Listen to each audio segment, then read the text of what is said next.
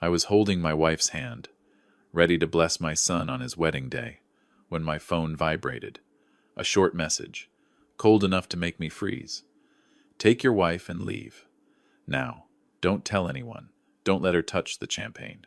Amid the music, the laughter, the congratulations, I looked over and saw the bride walking toward us, carrying a tray of drinks.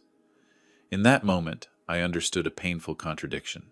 The place everyone calls the safest, a wedding, was the very place where I had to leave in silence. If you're listening to this story right now, please subscribe to the channel and leave a comment telling me where you're listening from. As for me, right there, surrounded by music and smiling faces, I knew I couldn't stand still any longer. Because there are moments in life when silence is no longer the safe choice. I didn't reply to the message right away. I turned off the screen, slid the phone back into the inside pocket of my jacket, where I keep the things I don't want anyone else to see. The music kept playing. Applause rose and fell like a tide. No one noticed that I had just been pushed into a decision that could shatter the entire ceremony. Evelyn stood beside me. Her thin hand rested lightly on my arm the way it always does. Her eyes, clouded by years of illness, still held a pure, simple joy. She couldn't clearly see our son's face from a distance, but she trusted this moment completely. For her, today was a blessed day. For me, it had just become a test. I looked around. The Vance farm appeared exactly as my ancestors had left it. Old oak trees, fresh-cut grass, long tables covered in white linen. A perfect picture. And like every perfect picture, it hid its cracks well. Naomi was walking toward us. A simple white dress, a careful smile, no trace of urgency in her eyes. In her hands, a tray of drinks. I'm not suspicious by nature, but 30 years on the bench taught me this.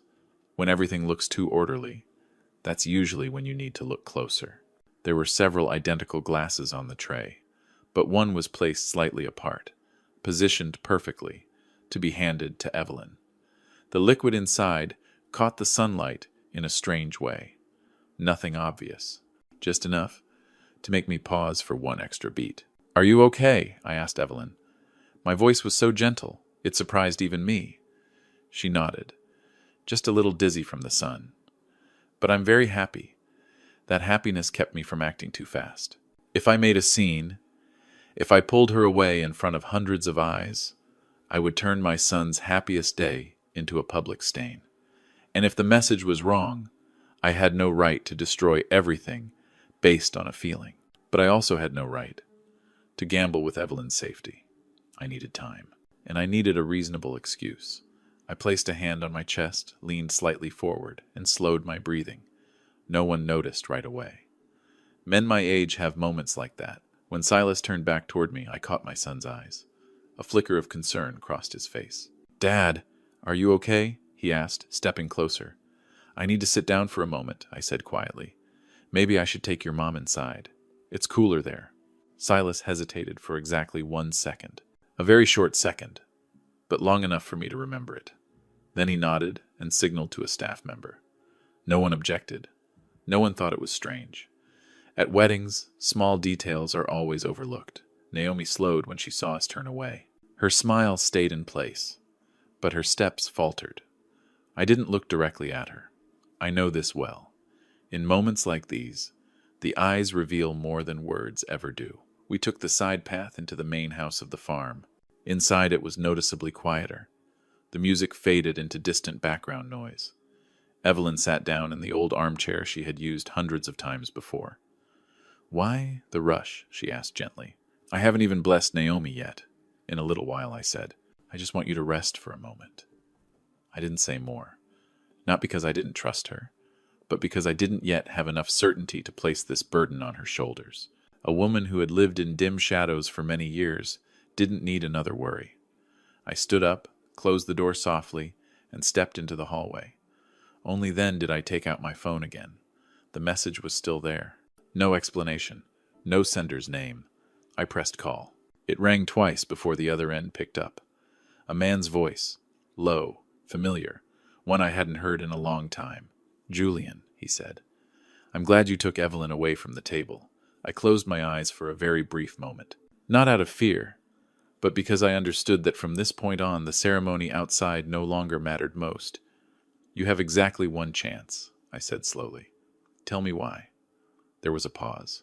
Then his words fell, one by one, like small stones. Because if she had stayed a few more minutes, nothing would have been fixable. I leaned back against the wall, my eyes drifting toward the window, where sunlight still touched the distant tables. Laughter continued. Glasses were still being raised. And in the middle of all that, I stood still realizing this. Some days are meant for blessings. But some days quietly force us to choose silence, to protect what we still have left. I didn't go back to the reception right away. I needed a few minutes to keep my thoughts from drifting into emotion.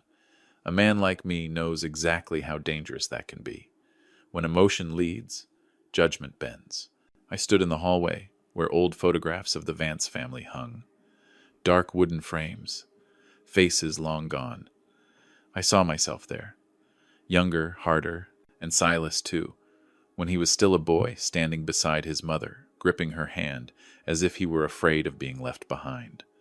I once believed I understood my son. Silas was never a bad child. He was just a boy who was always afraid of coming in second. Even early on, he hated losing. I remember the first real trouble he got into. He was barely into his 20s. A reckless decision. A signature placed in the wrong spot. It could have ended his career before it even began. I stepped in. I used my name and the connections I had built over a lifetime to pull him back from the edge. I never saw it as a favor. I saw it as a father's responsibility. But the times after that were different. The trouble kept returning, more refined, more discreet. Each time Silas came to me with the same tone. Confident, reasonable, always ending with a very quick apology. I had shielded him so many times. I could no longer remember the last time he truly took responsibility for himself. Not long ago he came to see me in my old study. No small talk, no long greetings. He spoke of an investment opportunity. Numbers I knew too well. $15 million, a large sum, but not beyond my family's means. Then he mentioned the farm. "Sell it," he said, as if it were obvious. "We don't need a place this big anymore." I looked over at Evelyn. She was sitting near the window, working on a painting she would never finish. That was where she wanted to stay. Not for value, but for memory. I refused. No raised voice, no accusations, just a firm no. Silas didn't argue. He nodded, smiled, stood up. But from that day on, my phone went quiet. The calls became fewer, then disappeared. I thought maybe he needed time. I always gave my son time. Until the day he called again to announce his wedding. Naomi entered the story like an added detail. A woman who was understanding, caring, working in healthcare. I didn't ask much. I didn't spend enough time with her to judge. I only saw that Evelyn was happy. For her, her son's marriage was a peaceful milestone, and I chose to believe in that calm. Now, standing in this hallway, I understood something clearly. Silas's silence after my refusal wasn't time for reflection. It was time for preparation. My phone vibrated softly in my hand. Not a call. A new message from Thomas. "You need to know this," it read.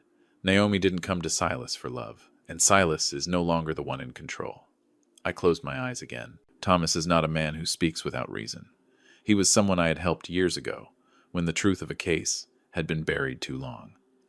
I trusted his caution. I typed quickly. "Go on." The reply came slower. He was choosing his words. Naomi worked in an environment where mistakes were not allowed to exist. She crossed that line, and she was removed from the system, quietly. The pieces began to shift in my mind. Knowledge, control, timing. Nothing here was accidental. Thomas added more about Silas. Not debt, like I had heard before, but an old secret.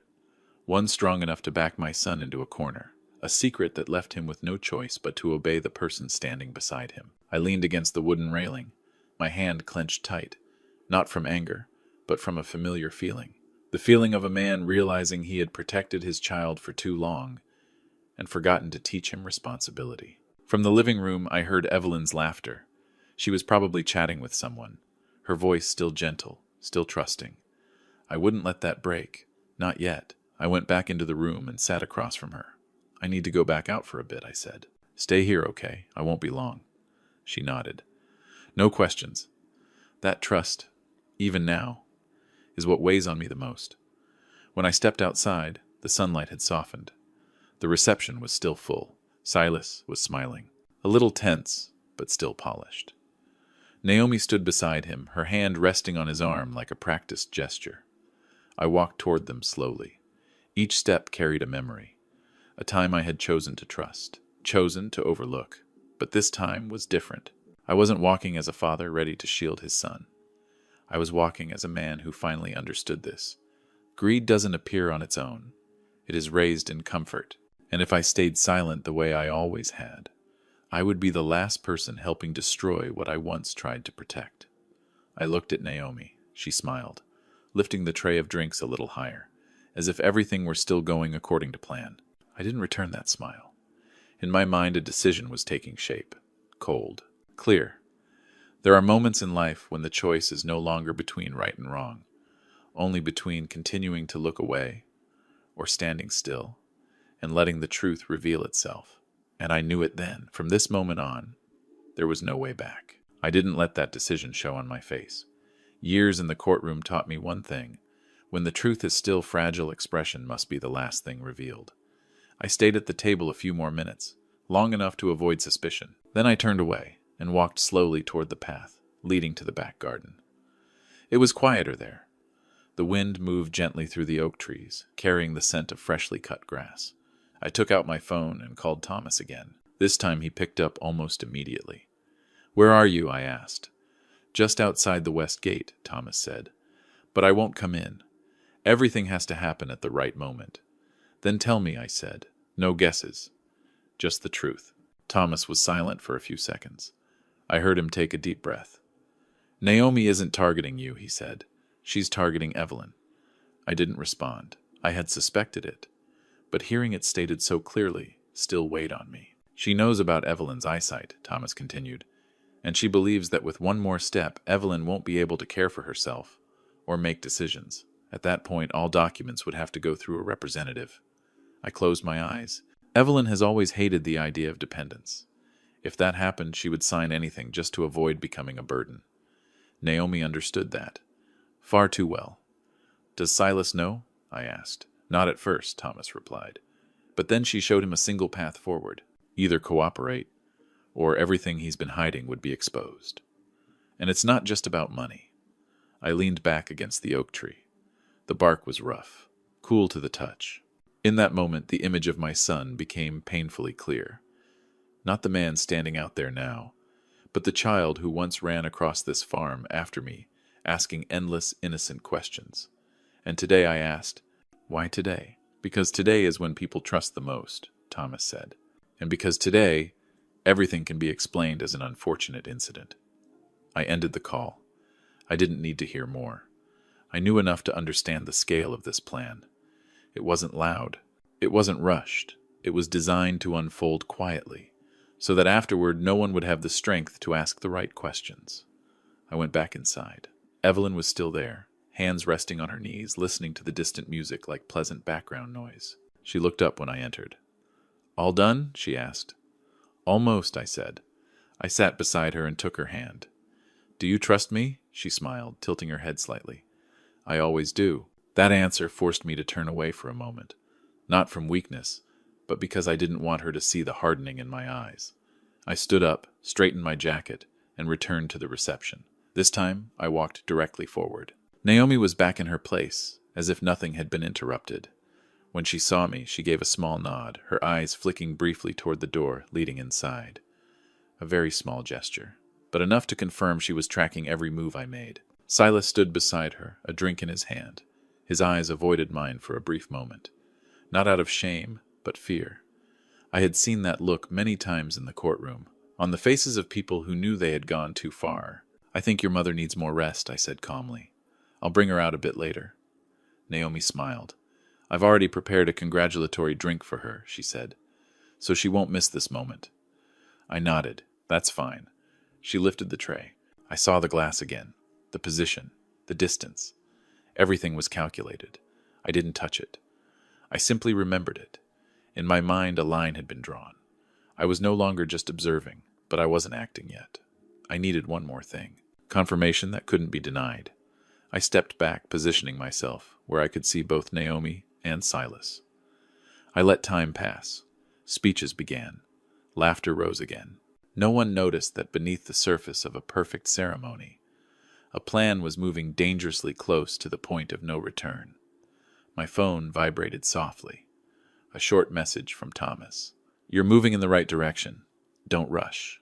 I put the phone away. He was right. The one who rushes is usually the one afraid of being discovered. I thought of the many times I had taught my law students this. The truth doesn't need to be chased. It only needs to be placed in the right spot, at the right moment. And then, every lie will collapse under its own weight.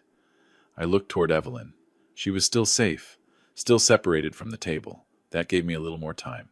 And within that fragile window, I made my final decision.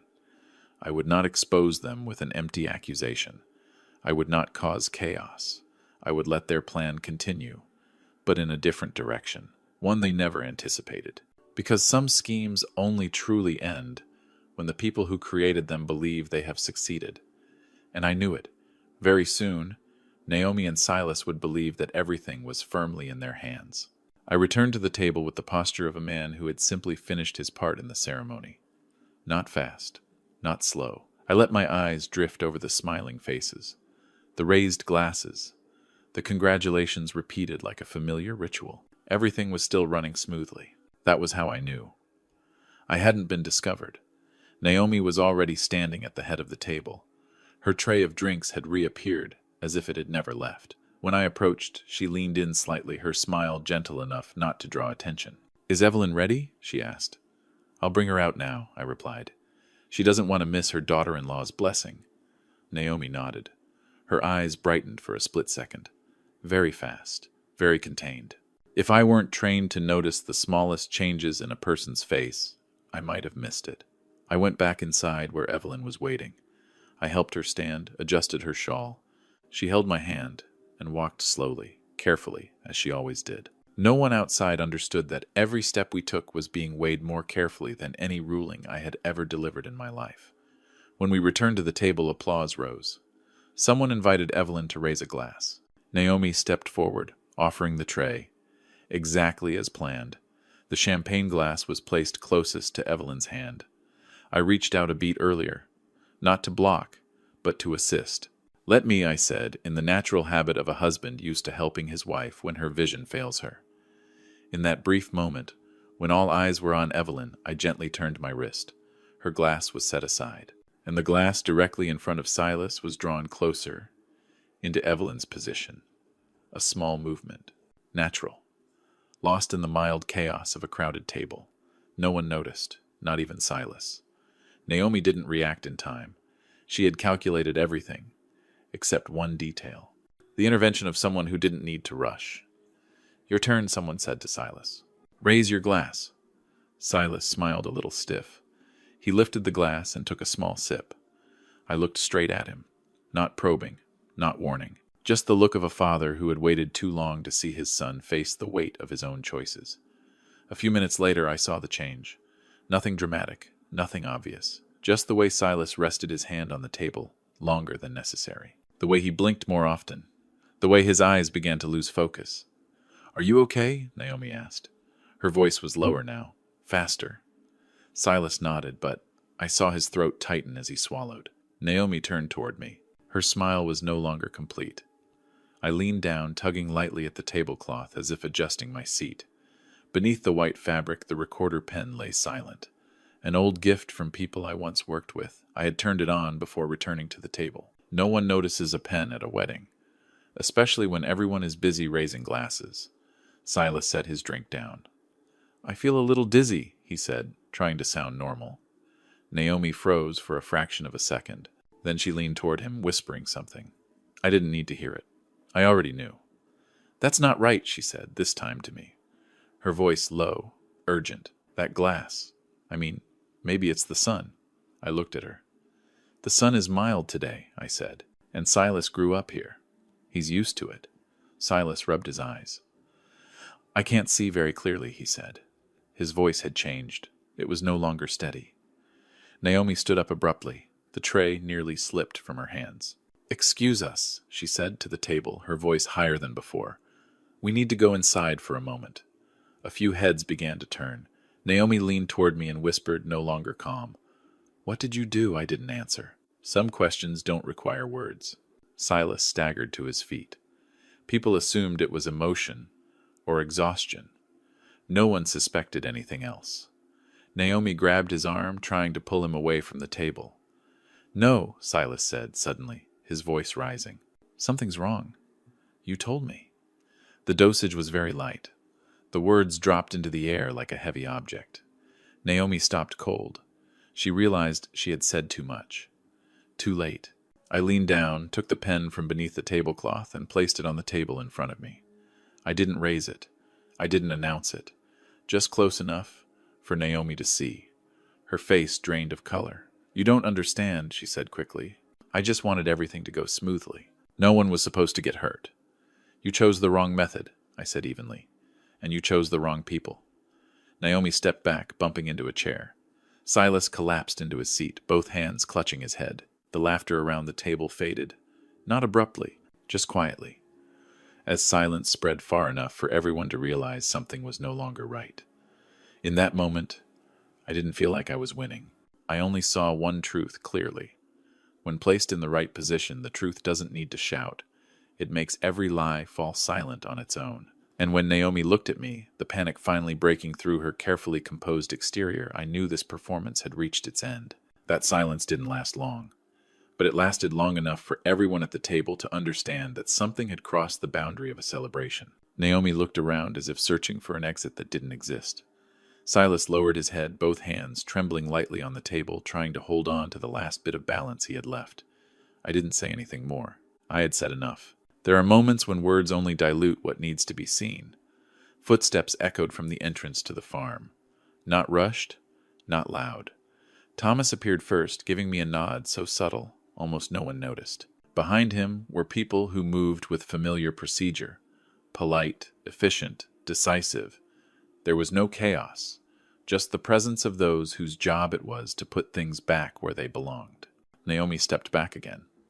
"You can't do this," she said, her voice breaking. "Today is my wedding day." "I know," I replied, "and that's exactly why everything needs to be clear." Thomas moved in, speaking quietly to those nearby. Silas looked up at me, confusion in his eyes, mixed with a question he didn't dare ask out loud. I met my son's gaze. I didn't look away. "You've had many chances," I said, low enough that only he could hear. "Today isn't punishment. Today is consequence." Silas lowered his head. No resistance, no defense. Perhaps for the first time in his life, he understood that some things can no longer be shielded. Evelyn was escorted out of the room before the formalities began. I held her hand and guided her to the back porch, where the sunlight had softened. She didn't ask much. She simply squeezed my hand tighter. "Is everything okay?" she asked. "It will be," I said. "I promise." The ceremony ended quietly.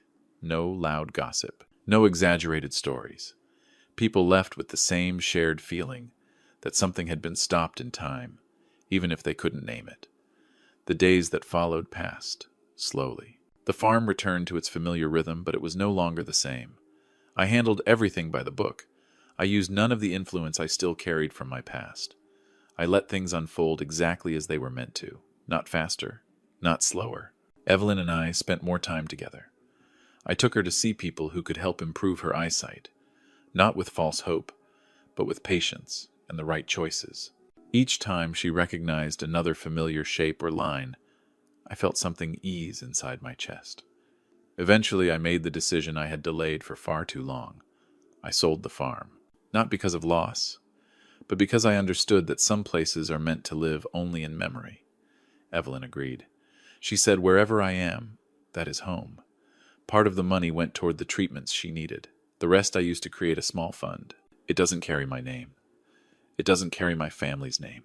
It exists only for those who were once pushed into silence by the very people they trusted. I don't want them to seek revenge. I only want them to have a lawful way to stand again. On the last day at the farm, I stood once more before the old oak trees. They were still there, quiet witnesses to generations coming and going. I didn't feel like I had lost anything. I only felt that I had closed a chapter that needed to end at the right time. That evening, Evelyn and I sat on the porch of our new home. She painted. I read. No need for many words. This time the silence wasn't frightening. It was the silence of things finally placed where they belong. I thought about Silas. Not with resentment, but with a clear, steady sadness. Some lessons only arrive when there is no one left to shield you. I hope that somewhere along that path my son will understand the truth it took me a lifetime to learn. When night fell, Evelyn set her brush aside and turned to me. "Do you regret it?" she asked. I shook my head. "No. I only regret not stopping sooner." She smiled, a gentle smile, clearer than before. I took her hand, feeling its familiar warmth, and in that moment I understood something simple. Justice is not always loud. Sometimes it is just the courage to stay silent at the right moment, and the courage to walk away when it's time. The gavel of justice can be heavy, but when it's placed in the right hands, it doesn't destroy. It frees. This is where the story ends. If you found it meaningful, please like the video, share it with anyone who may need to hear it, and subscribe to the channel to continue with future stories. Thank you for staying until the very end. The lesson isn't in anyone's downfall, but in knowing when to stop, when to set boundaries, and choosing fairness over silence. Family is not a place to harm one another. It's where each person learns to take responsibility for their own choices. I'll see you again in the next story.